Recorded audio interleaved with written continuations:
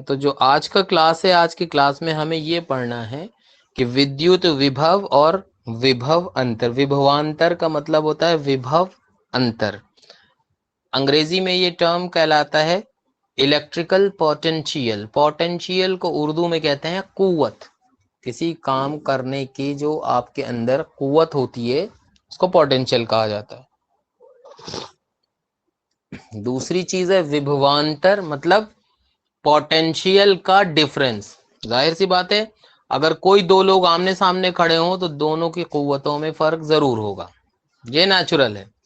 इसी तरह दोनों के बीच कोई ताना बाना हो, कोई मामला हो, तो इसी तरह हम क्या करते हैं, इसमें मेटल के वायर का एग्जाम्पल लेते हैं। ठीक है, उसको समझने के लिए कि ये पोटेंशियल डिफरेंस क्या चीज है, उसके पहले आपको एक छोटा सा बहुत ही कॉमन प्रयोग करना पड़ेगा। जैसे थोड़ा सा एक्सपेरिमेंट करना पड़ेगा। जैसे किसी आदर्श आदर्श क्षैतिज नली से जल प्रवाहित नहीं होता। जैसे आप इसको भी दूसरी तरह समझिए। घर में जो नाली बनती है वो रोड की नाली से ऊंची बनाई जाती है। वजह क्या है कि घर में जो नाली है अगर ये नीची बना देंगे तो घर का पानी निकल करके बाहर रोड साइड जो नाली है वहां नहीं जाएगा। क्यों क्यों नहीं जाएगा? जाहिर सी बात है, उसको पोटेंशियल का फर्क है। पोटेंशियल का फर्क है मतलब जो रोड पे नाली है उसकी हाइट और घर की नाली की हाइट बराबर होगी तो पानी का बहाव यानी दबाव में, दाब में फर्क नहीं होगा, इसलिए। अब देखिए इसका और एक एग्जांपल देखिए। किसी ऊंची जगह पर कोई टैंक रखा हुआ है, उससे हमने नली क्या मतलब है, पाइप पतला वाला वो जोड़िए। आप जोड़ करके क्या होगा, उसको उस पाइप से आप दूसरी तरफ पानी तब निकलेगा जब पाइप थोड़ा नीचे होगा। यानी जो ऊंचाई पे रखा है पानी उस पर दाब ज्यादा हो और जो आपने पाइप का दूसरा सिरा है वो थोड़ा दाब में कम हो, तो पानी उच्च दाब से यानी हाई प्रेशर से लो प्रेशर की तरफ ट्रांसफर होगा। बिल्कुल यही कॉन्सेप्ट आप इसके बारे में समझ लीजिए। किसके बारे में? मेटल वायर के अंदर जो करंट एक सिरे से दूसरी तरफ जाता है उसको कैसे जाता है ये समझ लिए। अब आप कहेंगे कि सर ये कौन सी बात बता रहे हैं कि पानी का तो हमने जो है टंकी ऊपर रखी तब पानी नीचे आता, और बिजली में तो स्विच नीचे लगा होता है, पंखा सामने ऊपर टंगा होता है, वो चलता है। तो अब आप ये समझ लिए कि यहाँ पर यही फर्क है। पानी पर हवा के और वायुमंडल के दाब का असर पड़ता है। इलेक्ट्रिक करंट ले जाने में या चार्जेस के फ्लो करने में दाब का असर नहीं पड़ता है, बल्कि दूसरी और चीजें होती हैं जिनका असर पड़ता है। तो अब यूं समझ लीजिए कि किसी चालक तार में आवेशों के प्रवाह के लिए वास्तव में गुरुत्व बल की कोई भूमिका नहीं होती, जबकि पानी के मामले में अर्थ की ग्रेविटी अपनी तरफ चीजों को खींचती है, उसका असर होता है। लेकिन जब तार में करंट बहता है तो फिर ग्रेविटेशन फोर्स का कोई असर नहीं होता करंट के चलने में। उसमें किसी चालक तार में आवेशों के प्रवाह के लिए रियलिटी में ग्रेविटी की या गुरुत्व बल की कोई भूमिका नहीं होती। इलेक्ट्रॉन केवल तभी गति करेंगे जब चालक के अनुदिश वैद्युत दाब में कोई अंतर हो। चालक के अनुदिश मतलब यह हुआ कि इलेक्ट्रॉन तभी काम करेंगे जब इलेक्ट्रॉनों की ताकत में तार के दोनों सिरों में फर्क हो, या इलेक्ट्रॉनों की तादाद में या कुव्वत में दोनों सिरों में फर्क हो, तब इलेक्ट्रॉन गति करते हैं। मिसाल के तौर पे इलेक्ट्रॉन को पहले नेगेटिव चार्ज, अभी भी नेगेटिव ही चार्ज है, लेकिन ये माना जाता था कि इलेक्ट्रॉन यानी पॉजिटिव चार्ज एक सिरे से दूसरे सिरे तक जाएगा, लेकिन असलियत क्या है, इलेक्ट्रॉन अपनी जगह पे मुक्त इलेक्ट्रॉन कहते हैं। वो पूरे पहले ये माना जाता था कि पूरे जिस सरफेस में होते हैं, जिस मेटल में, उस पूरे सरफेस में इलेक्ट्रॉन चलते हैं।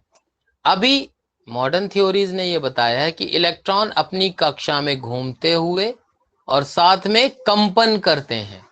जैसे कि आप पूरे सौर मंडल का सिस्टम समझ लीजिए कि सूरज के चारों तरफ सारे ग्रह, चल रहे हैं, अपनी जगह पे भी घूम रहे हैं और सूरज के चारों तरफ भी घूम रहे हैं। ठीक इसी तरह जो परमाणु होता है, परमाणु में जो इलेक्ट्रॉन होते हैं यानी एटॉम में जो इलेक्ट्रॉन्स होते हैं, इलेक्ट्रॉन अपनी जगह पे भी घूम रहे होते हैं, उसको कंपन कह सकते हैं आप, और साथ ही साथ अपनी कक्षा में भी घूम रहे होते हैं।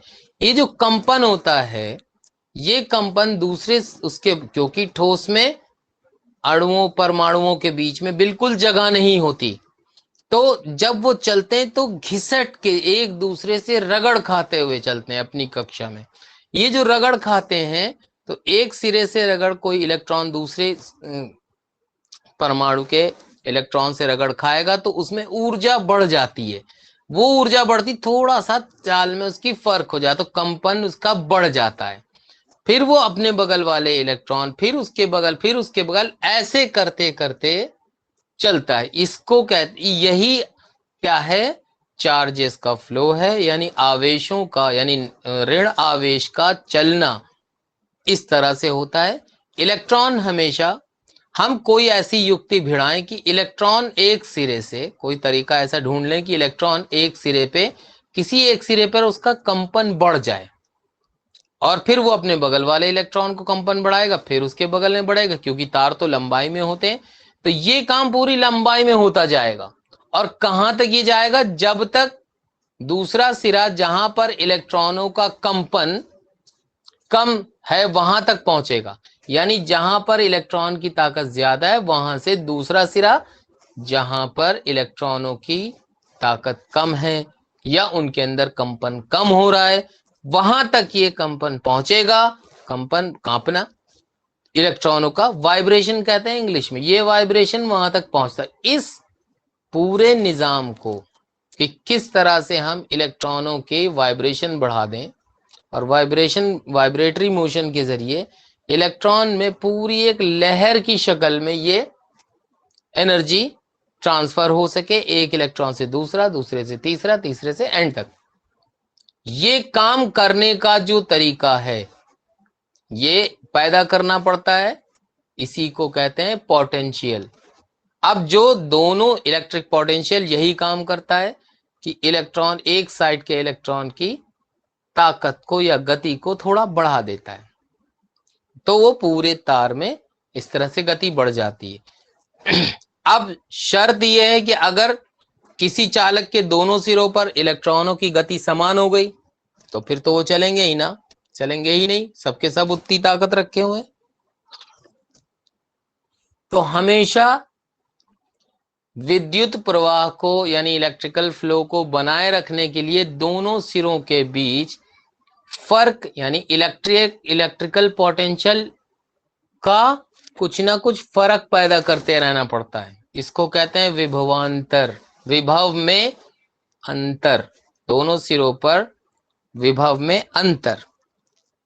अब देखिए इसको, जो आपकी बुक ने बताया, किसी चालक तार में आवेशों के प्रवाह के लिए गुरुत्व बल की कोई भूमिका नहीं, इलेक्ट्रॉन केवल तभी गति करेंगे जब चालक के अनुदिश वैद्युत दाब में कोई अंतर होता है। यानी एक तरफ क्या हो, करंट हमने स्टार्ट किया यानी स्विच ऑन किया, अब यहाँ पे क्या होगा, जो दूसरा सिरा है यानी पंखे का जो दूसरा सिरा है, जिस तार से करंट जाएगा उसी के ऑपोजिट समझ लीजिए, तो वहां से इलेक्ट्रॉनों की गति में फर्क पड़ेगा दूसरे सिरे पे, और इलेक्ट्रॉन आपका जहां स्विच है यहां तक आने की, यहां तक वो कंपन लाने की कोशिश करेंगे। जब ये ऐसा करेंगे तो क्या होगा, हमारा करंट जो है दूसरे सिरे से जहां पर इलेक्ट्रॉन कम है उससे उस सिरे की तरफ जाएगा जहां पर इलेक्ट्रॉन ज्यादा है, यानी पंखे तक। ठीक, अब क्या होता है, विभव में यह अंतर एक या अधिक विद्युत सेलों से बैटरी द्वारा उत्पन्न कर सकते हैं। अगर हम चाहें तो ये जो फर्क है, ये फर्क बनाए रखना पड़ता है कि दोनों सिरों की ताकत एक जैसी ना होने पाए। जब हम स्विच ऑफ कर देते हैं तो पंखा नहीं चलता, क्योंकि स्विच का सिरा और पंखे के सिरे पर इलेक्ट्रॉनों के जो विभव है उसमें कोई अंतर नहीं रह जाता। इसलिए हमें किसी चीज को चलाए रखने के लिए विभव में अंतर पैदा करते रहना पड़ता है। अब ये अंतर कैसे पैदा होगा? या तो आपका इलेक्ट्रिक करंट जो आपका मीटर में आ रहा है, या आप सिंपली देखें तो सेल, कोई विद्युत सेल होगा या बैटरी होगी, उससे आप सिरे जोड़ेंगे तो वो भी यही काम करेगा। विभव में किसी सेल के भीतर होने वाली जो रासायनिक अभिक्रिया है वो सेल के टर्मिनलों के बीच विभवांतर उत्पन्न कर देती है। उससे क्या फर्क पड़ता है? ऐसा उस समय भी होता है जब सेल से कोई विद्युत धारा नहीं लेते हैं, तब भी वो विभवांतर बना हुआ है। ऐसा, अच्छा। अब होता क्या है, जब सेल को किसी चालक परिपथ अवयव में संयोजित करते हैं तो विभवांतर उस चालक के आवेशों में गति ला देता है। जब आप जैसे ही विभव में अंतर पैदा करेंगे तो क्या होगा, चालक में जो ऋण आवेश और धन आवेश हैं, आप कह लीजिए, तो ऋण आवेशों में गति ला देता है। उस गति की वजह से क्या होता है, विद्युत धारा उत्पन्न हो जाती है। ये जो कंपन पैदा होता है, कंपन पैदा करने के अगेंस्ट, जो कंपन मैंने बताया ना, इलेक्ट्रॉन में जो वाइब्रेशन पैदा होता है, उस वाइब्रेशन के एंड तक पहुंचने की वजह से विद्युत धारा उत्पन्न हो जाती है। किसी विद्युत परिपथ में विद्युत धारा बनाए रखने के लिए सेल अपनी संचित रासायनिक ऊर्जा खर्च करता है। हाँ, अब ये भी समझ लिए कि कोई सर्किट है, उसके अंदर एनर्जी यानी ये पोटेंशियल बनाए रखने के लिए क्या होता है, उसके अंदर जो केमिकल रिएक्शंस हैं उनको, केमिकल एनर्जी है उसको खर्च करता है।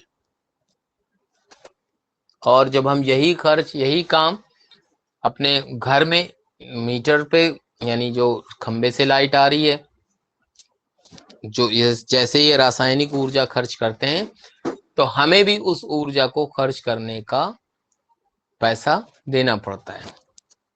किसी धारावाही विद्युत परिपथ के दो बिंदु, अब यहाँ पर बात आपको छोटे लेवल पर बताई जा रही है, इसलिए कि आप अच्छे से जहन में बिठा लें।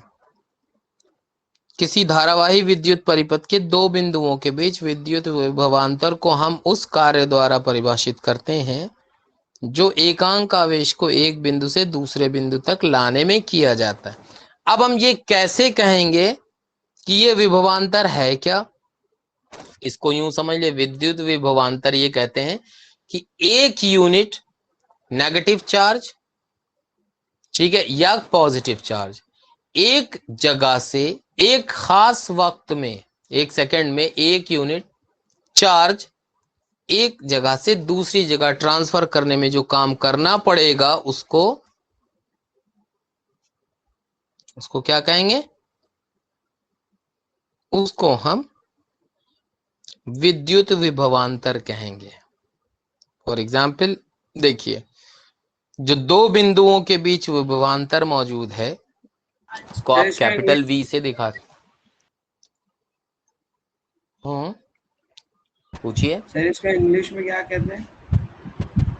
इलेक्ट्रिकल पोटेंशियल, ठीक है, और पोटेंशियल डिफरेंस कहते हैं।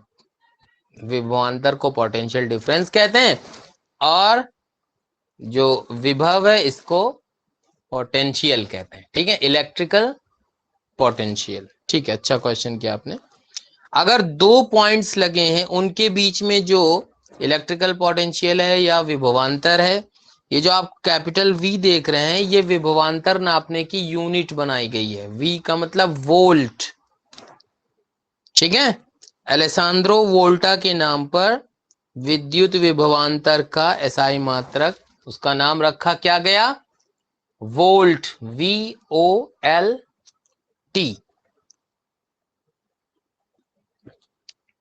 ठीक है। अब एक वोल्ट क्या चीज है? Potential difference. एक वोल्ट क्या है?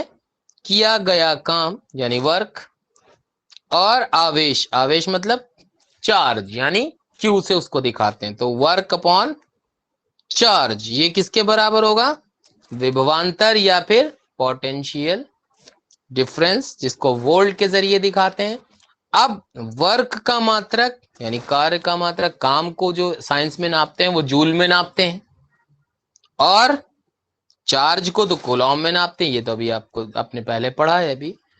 कूलॉम यानी चार्ज यानी उसके ऊपर जो आवेश है उसको आप कूलॉम में नापते हैं और काम को जूल में नापते हैं। तो इसका मतलब 1 वोल्ट का क्या मतलब हुआ?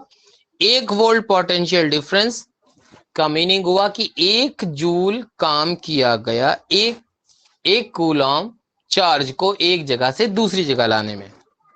Simply V equals to W/Q। ठीक है, अब देखिए विभवांतर की माप एक यंत्र द्वारा करेंगे। ये पोटेंशियल डिफरेंस नापने के लिए एक खास किस्म का मीटर होता है, इसको वोल्ट मीटर कहते हैं। आपने देखा होगा स्टेबलाइजर में खास तौर पे जो कहते हैं ना 220 वोल्ट करंट आ रहा है, तो उसके अंदर एक मीटर खास किस्म का लगा होता है। आपके समर्सिबल में जरूर लगा होगा, जिनके घरों में भी है। कभी कभी 2 मीटर उसमें होते हैं, एक में तो दिखाता है कि करंट कितना आ रहा है, कितने एम्पियर, दूसरे में दिखाता है कितने वोल्ट करंट आ रहा है। ठीक है, यानी इलेक्ट्रिकल पोटेंशियल जो है या पोटेंशियल डिफरेंस कितने वोल्ट है। अब इसका एक उदाहरण है, ये देख लीजिए। 12 वोल्ट विभवांतर के दो बिंदुओं के बीच 2C का मतलब 2 कूलॉम आवेश को ले जाने में कितना कार्य किया जाता है। तो आप चीजें अपनी जरूरत की चीजों को अपने हिसाब से नोट करेंगे। विभवांतर यानी पोटेंशियल डिफरेंस V है 12 वोल्ट, ठीक है, और Q है 2 कूलॉम। हमें पता करना है वर्क कितना हुआ, तो work equals to V into Q। ठीक है, 24 जूल काम किया जाएगा जब 2 कूलॉम चार्ज को लाना पड़ेगा। ठीक है, और विभवांतर उसमें यानी पोटेंशियल डिफरेंस कितना चाहिए? 12 वोल्ट। अब देखिए क्वेश्चंस हैं कुछ, इनको भी देख लीजिए। उस युक्ति का नाम लिखिए जो किसी चालक के सिरों पर विभवांतर बनाए रखने में सहायता करती है। विद्युत सेल।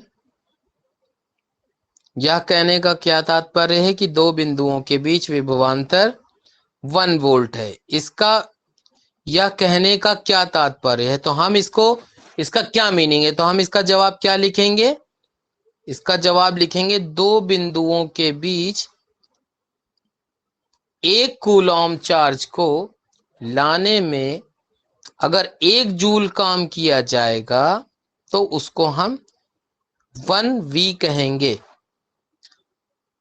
ठीक है, अगला पार्ट है 6 वोल्ट बैटरी से गुजरने वाले हर 1 कूलॉम आवेश को कितनी ऊर्जा दी जाती है।